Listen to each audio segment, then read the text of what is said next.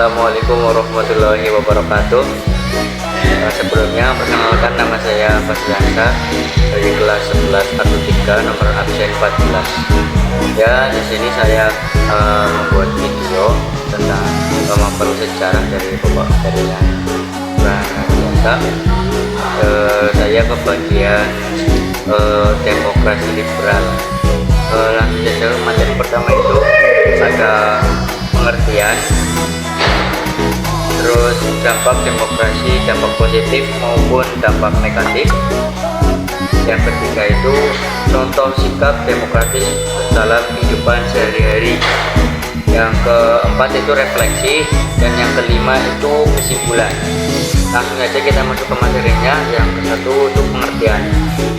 Pengertian demokrasi liberal adalah sistem pemerintahan yang menekankan kebebasan individu, persamaan hak politik, dan kedaulatan rakyat yang diwujudkan melalui perwakilan di parlemen. Perwakilan rakyat di parlemen. Jadi di Indonesia itu sistem ini diterapkan pada masa 1990 sampai 1959 setelah berlakunya UUD sementara 1950. Ada beberapa ciri-ciri utamanya. Yang pertama itu pemerintahan dipimpin oleh Perdana Menteri. Jadi pada masa itu pemimpinnya itu dipimpin oleh Perdana Menteri. Yang kedua, presiden hanya sebagai simbol kepala negara, tidak sama seperti sekarang ya. Yang ketiga itu banyak partai politik, kebebasan pers, dan sistem pemilu terbuka. Selanjutnya yang kedua itu dampak positif demokrasi liberal. Dampak diantara lainnya itu adalah kebebasan berpendapat dijamin.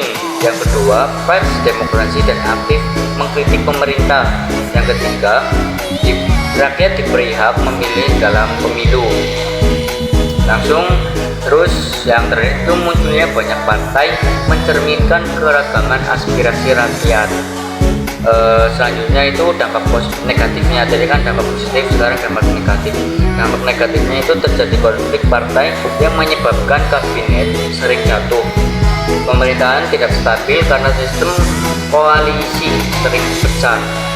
Kepentingan partai lebih diutamakan daripada kepentingan rakyat. Selanjutnya pembangunan dan kebijakan negara tidak berjalan optimal. Terus selanjutnya itu yang ketiga itu ada contoh sikap demokratis dalam kehidupan sehari-hari. Jadi caranya kita menerapkan demokrasi liberal di kehidupan sehari-hari itu bagaimana? Itu ada beberapa. Yang pertama itu menghargai pendapat teman dalam diskusi. Yang kedua, mengikuti pemilihan ketua kelas secara adil. Ini diantaranya ya, kita sebagai siswa. Terus yang ketiga itu tidak memaksakan kehendak sendiri. Yang keempat, menyelesaikan masalah dengan musyawarah. Terus selanjutnya mendengarkan kritik dan saran dengan sikap terbuka. Yang keempat itu sekarang refleksi. Ini masuk keempat itu refleksi. Demokrasi liberal memberi pelajaran penting tentang kebebasan dan perwakilan rakyat, namun juga menunjukkan bahwa tanpa stabilitas dan kerjasama sistem demokrasi bisa menjadi tidak efektif.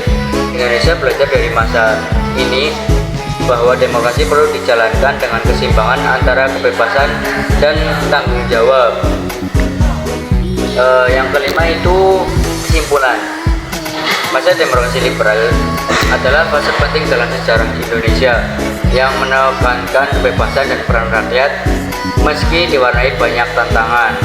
Masa ini memberikan fondasi awal bagi perkembangan demokrasi Indonesia di masa kini.